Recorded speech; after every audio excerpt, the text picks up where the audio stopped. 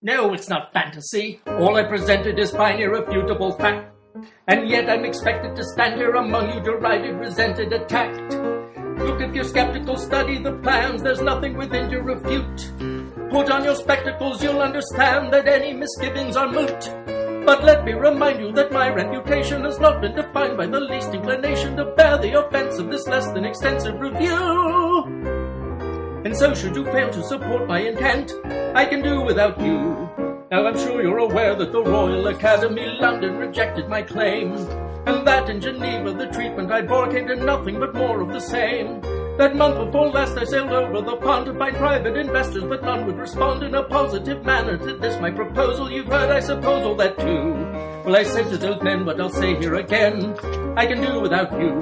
Think I'm blunt? Well, that's right, for I haven't the patience to lie. And ambitious? Oh yes. But I think that we might share that trait, you and I. And my tongue, it's so sharp, I can't hold it when others go stupidly wrong. And I cannot but question the dogma of others while lemmings like you go along. Nor's my allegiance to brick or to mortar or aging savants of some scholarly order. My only concern is the notice my project is due. But gentlemen, dismiss it or not, I can do without you. For as centuries pass and history beckons, it's out of dissension invention is born. Then boundaries collapse and crumble in seconds, which naught but those tied in contention would mourn. My loyalties lie thus with none of your number, becalmed in the present or chained to the past, nor with those who've not been impelled to impale the errata that's taught and sustained to the last. All right, I'm insufferable, so what's the difference? Good manners and science have zero significance. All that should matter is all that I told you is true. But gentlemen, if that's too much to ask, I can do without you. Without you.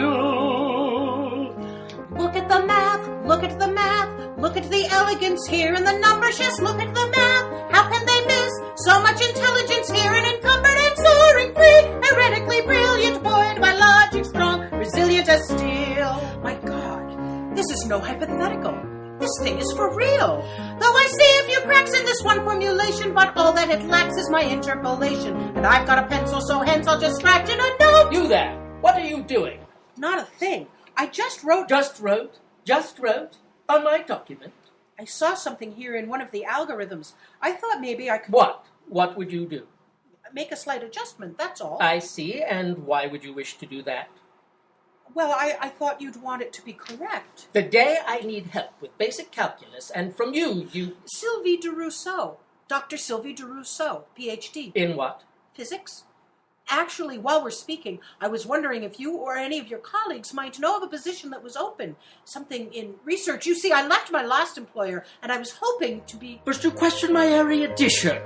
How very smart you must be. And you're also hoping to find a position and asking for aid from me. Well, you're showing such tact and intelligence here. It's plain you'd be better off in a career that suits someone so effervescent and awfully astute.